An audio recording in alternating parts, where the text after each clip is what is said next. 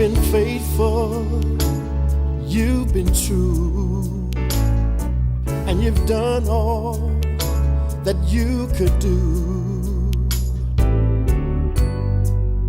And for your faithfulness, it's your time.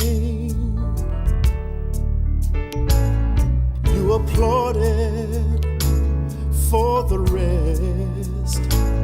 Now it's your time to be blessed.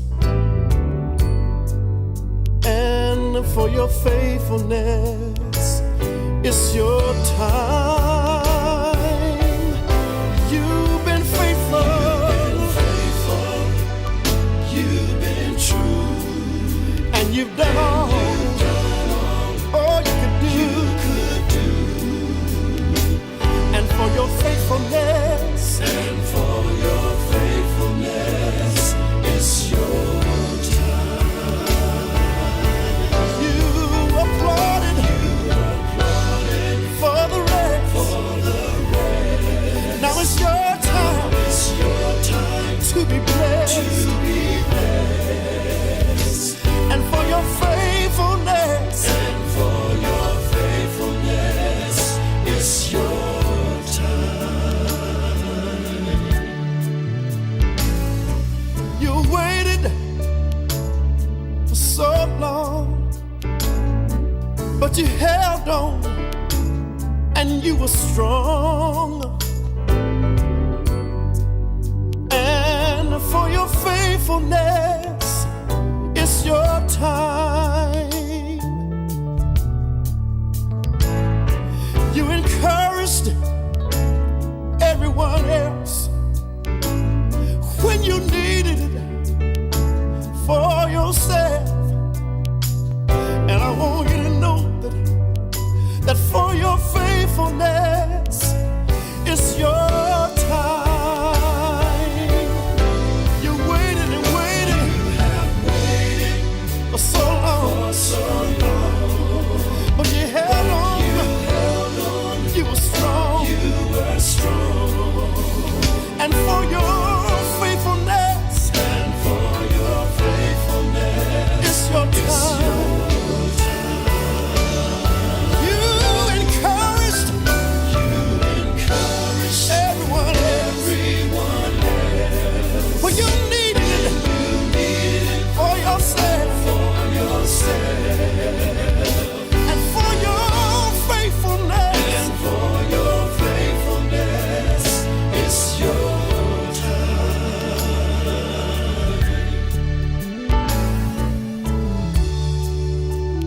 This song is dedicated to all of you who have been working in the vineyard for the Lord for what seems like a lifetime. You have dreamed and you've worked towards things that you wanted to accomplish for yourself. But somehow your biggest goals always seem to be just out of your reach. But the Lord told me to tell you that He knows who you are. Yes, He's seen your work, and He's also seen your tears. And He wants you to know today that you're not forgotten. He's here to reward you for all your faithfulness. For He said in His word that if you would delight yourself in Him, He will give you the desires of your heart. In other words, not only will He give you what you need, but He promised to give you whatever you want. So don't get discouraged. Don't give up. Hang in there and prepare yourself for your blessing. It's your time now. You waited and waited. You waited for so long, but you held on. You were strong. And for your faithfulness,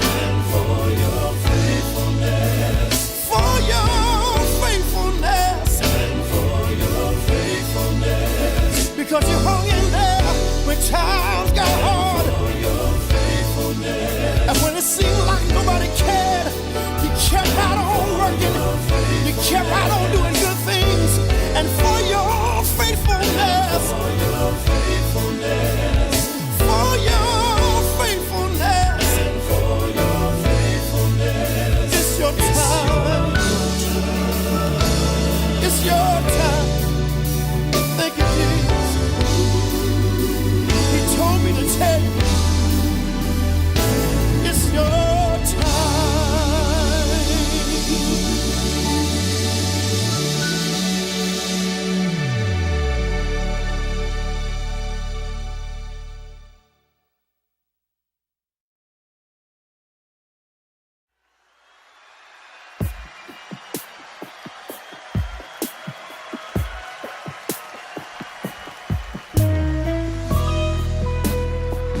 Somebody lift your hands as we celebrate the greatness of our God.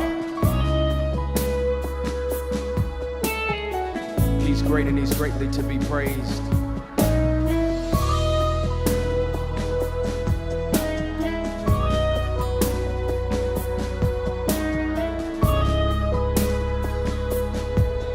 This little worship song that says this: our God is awesome. He can move mountains. Keep me in the valley. Hide me from the rain. Come on, our God is awesome. He heals me when I'm broken. Gives strength where I've been weak. Forever he'll reign. Come on, say, my God is awesome. He can move mountains. Keep me in the valley. Hide me from the rain. My God is awesome. He heals me when I'm broken. Strength where I've been weak. Forever he'll reign. Come on, if you believe it, lift your voice and say, if you know he's awesome, say it. Awesome. Come on and lift your voice. Awesome. Awesome. Awesome. My God. My God is awesome. Come on and testify. Awesome. Awesome. If you believe it, say it. Awesome. Come on and say it. Awesome. My God. My God. Think about it. Savior of the whole world. Giver of salvation. By his stripes, I'm healed. My God is awesome. Today I am forgiven. His grace is why I'm living. Somebody ought to praise his holy name. Come on and testify. If you know he's awesome, say it. Come on and lift your voice and say it.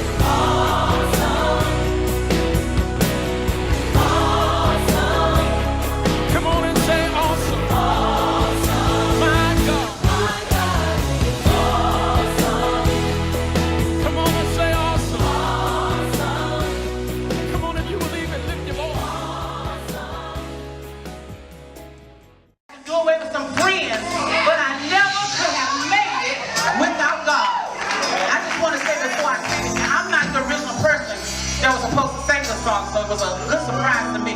I have never sung the song, but I know the song. And when I began to think about this song, Never Would Have Made It, when I first met Sister Suitt years ago through her son, she always was the type of person that had a smile on her face. I don't care what she was going through, she never showed it on her face. And when my grandmother was in the nursing home, there were days that she would speak that gave me encouragement. So I know that this song simply says, never would have made it without you. Oh, you have to give God a hand clap of praise right there.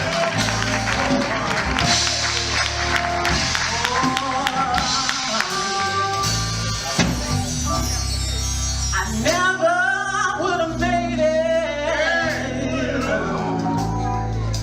Never could have made it without you. I would have lost it all. But now I see you were there for me. Never would have made it. Never could have made it without you. I would have lost it all. But now I see you were there for me, and I can say I'm stronger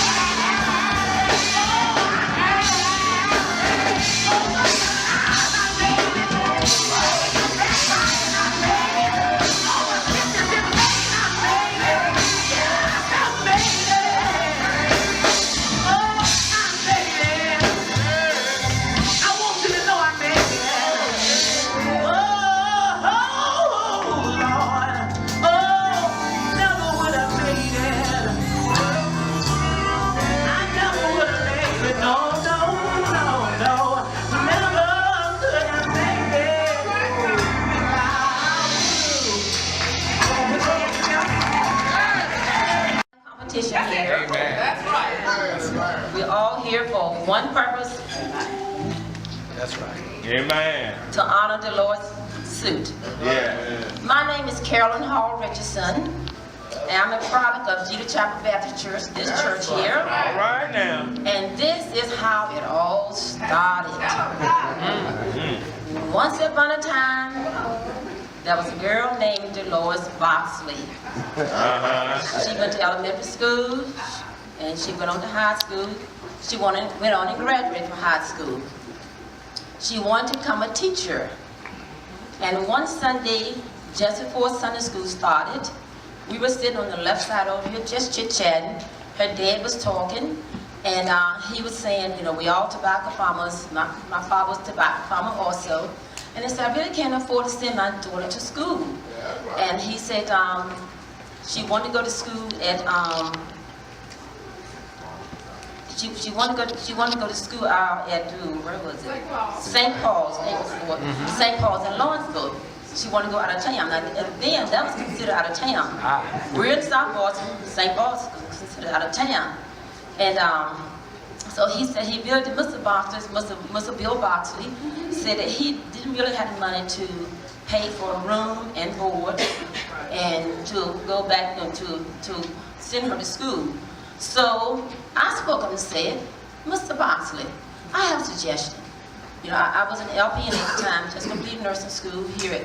It was then Halifax Community Hospital when I started. And I said, she could go to school where I went to school, and I'd be glad to give you the contact information of the person to contact, and that way she can live at home and save you money.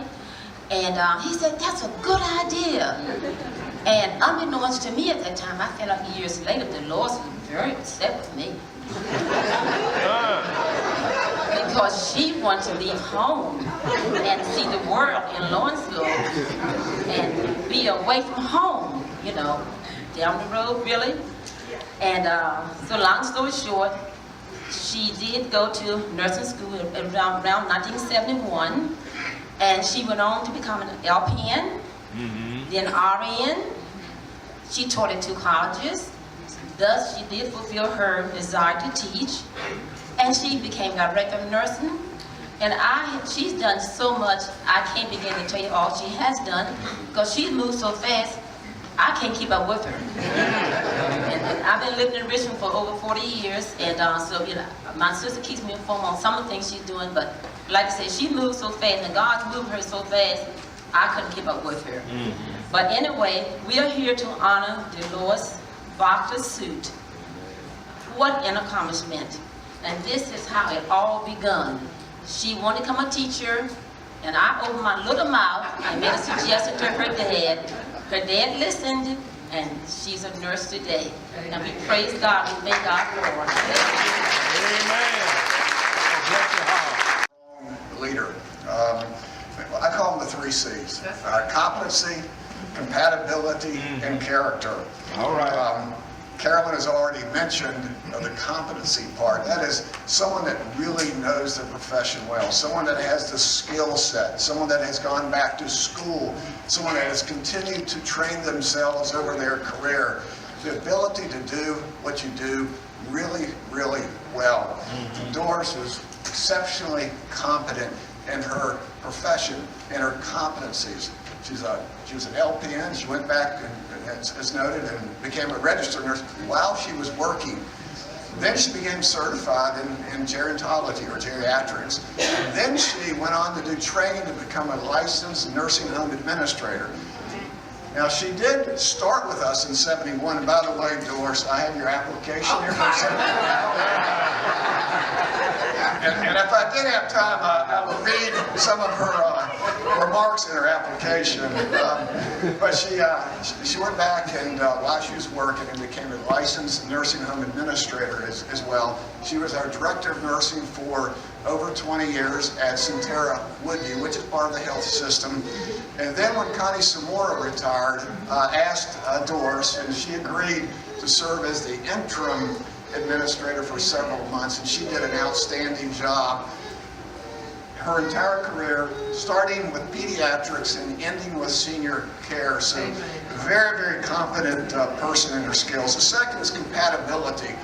That has to do with the ability to relate with others. The ability to relate with the people that work for you, the people that you work for, your co-workers, your patients. It has to do with emotional intelligence, social aptitude. And I'll tell you, Deloris, as a team builder, she got along with everyone really, really well. She understood the importance of creating a team. And without a team of healthcare professionals, you can't deliver superb, you can't deliver outstanding care. And for 46 years, she was part of the team, and she helped develop a team to take care of patients. So she was really a good teammate, very, very compatible with the folks that she worked with. And the last C has to do with character. It has to do with integrity and honor and respect and dignity. You know, sometimes it's hard to know when folks have character, but oftentimes we know when people don't have character. My experience with Deloris for 32 years, and I'm sure for the 46 she was in this profession, she demonstrated character and integrity and honor in all that she did, both as a nurse and as a leader within our health system. So those are the 3 C's. Competency, compatibility, and character. And Deloris has shown all 3 of those attributes of leadership during her 46 years in the profession. Having said that, some of you may know that she started with us in 1971. But about 25 years ago, she decided to leave us for just a short while. And I reminded her when she returned to Halifax, never leave the firm again. So understanding that she was with us for a good number of years, left us for a short while, and then returned and worked with us for another 20 years. There were service award pins that we gave for every 5 years of service. But because she had that short break, she did not receive the 30 and 35 and the 40 and the 45 year service award pin. So we got together. This is the first time that we've ever done this. So the first thing I wanted to do is ask Doris to come forward, please. And on behalf of the board and the senior leadership team and all that you've worked with over the years, Doris, we want to award Deloris. Seldom lost for words. But Ecclesiastes says there's a time and a purpose for everything under the sun. And today is my time. I'm really lost for words. That's all right. Because there's been so much that was said. And as I roll back the curtains of memory, and I look back at my church family, I look back at my little family. That's my little family. They sweet, I love them so much. There they are. That's all I got. They mean the world to me. And looking back over my journey, my kids sacrificed a lot. My kids sacrificed a lot.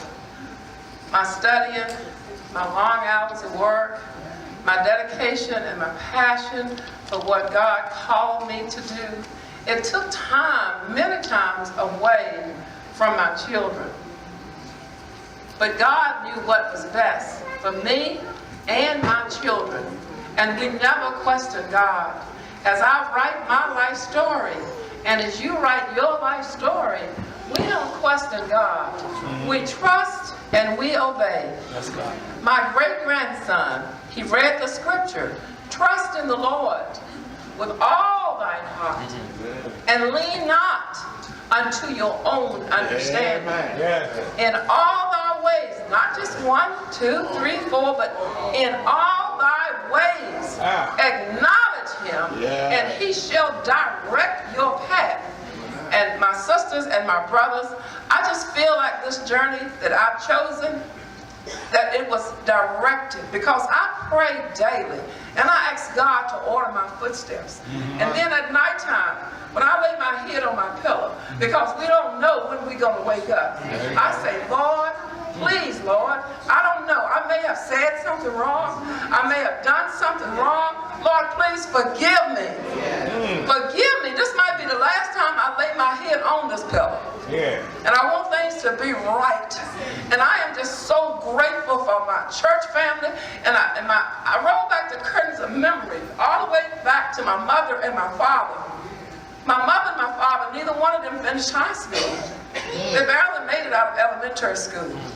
But they instilled in my family, my sisters, and my one brother sitting over there in the corner. Stand up, bro. All right. Amen. I got all the whippings, but he did all the mischievous, to be honest with you. He was the only boy, and he didn't get many whippings. But anyway, my parents taught us value, integrity, and truth, and respect, and stewardship. Whatever you have, you take care of it. If it's a penny, keep the penny, pick the penny up, save it, because a penny could add up to $1 million. It all started with one penny. All right. And for my church family, you know, I got so many whippings because of the seniors in my church family. They told mom and daddy everything. And sometimes they got to switch themselves. And when I look back over my life, I can't help but thank those that lay across the street. They sleeping there. Their work is done. But I have to give them credit. I have to give them credit, and we need to tell people things before they are across the street and in the graveyard. All right. And I feel like that's what has happened today. And my pastors, I was baptized here. Reverend C.C. Harvey, one arm. He baptized me right back there. And then Reverend U.R. Booker, he's deceased. Reverend Sidner, he's deceased. Reverend Fitz, he is a former pastor. He used to pastor here, and he taught our young people. And then, most recently, Reverend Antori DeGram, whom you all have just heard, he was the person that went with me through these last 12 years of my life. Amen. The last 12 years of my life, and as you get older, sometimes you have to call on others, even if they're younger than you. Yes, my sister and I called them back in the study, and we came to an agreement because our parents had taught us that. If you don't agree with something, you go to the horse's mouth. You don't sit and murmur about it. So we felt it not disrespectful to go to our pastor and have a good discussion. And we did that. And we thank God that he's here today. Your teaching, Pastor Brown, your teaching and preaching has not been in vain. Amen. Amen. And we know our members and our friends, we know that he's no longer our pastor. But look back and think about your growth and the things that he instilled into you.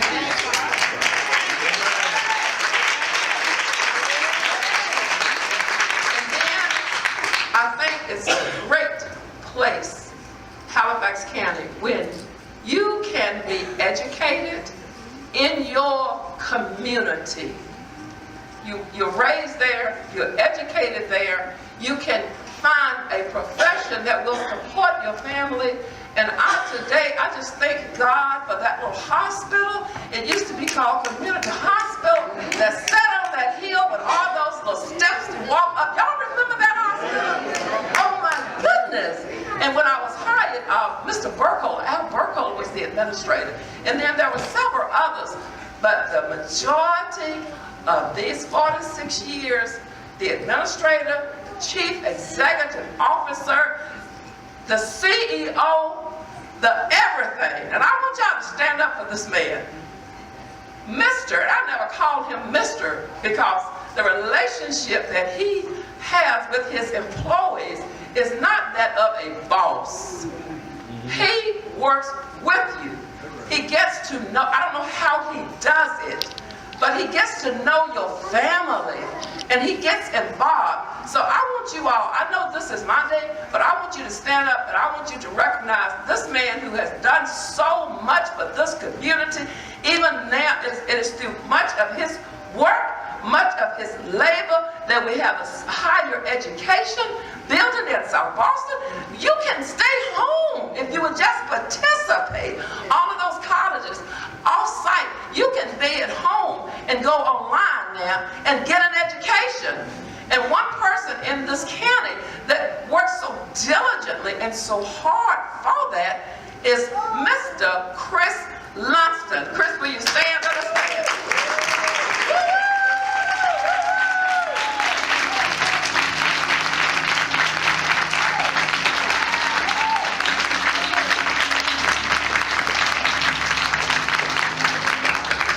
And enjoy what I was doing. My passion, my commitment to nursing, and lastly, nursing administration, I have thoroughly enjoyed it. And again, I want to thank everybody. I want to thank my nieces, my nephews, all of Jesus Chapel, all of those that got up and spoke and made remarks. I want to thank you for it. And I know it's getting late. It's 10 minutes after 5, but we have fine dining downstairs that was catered or is being catered by Ernie Restaurant.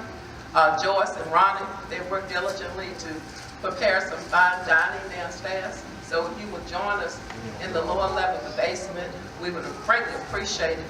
And we're getting ready to close and have our benediction. And as Pastor Jack Stewart, did he make it? Pastor Stewart is not in. He had told me he may not be able to make it. So I'm going to ask my brother, chairperson of the deacon board of this fine church, Jesus Chapel Baptist Church, if he would come there and do the benediction and bless our food. Thank you.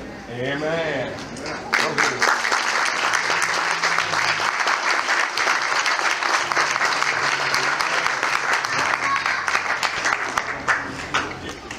Let church say amen. Amen. Giving honor to my sister, my Lord Jesus Christ. Listen to what everybody said about my sister and everything everybody said to her. I got one thing to say to you, Lord. You know, as long as the blood runs warm in your body, you haven't retired yet. You know, I saw the box up there. Somebody asked, where you put the envelopes in over here for the box of the gifts? So I didn't put nothing in there because I got something else in mind. She said she wanted to go fishing. You know what I'm saying? Well, she said she wanted to go fishing. So, you know, I ain't retired yet. I'm a little bit behind her. But bless God, she ain't really retired yet. So we gonna get some hooks and go fishing. I got something for us there. Amen. Let us stand if you will. Amen.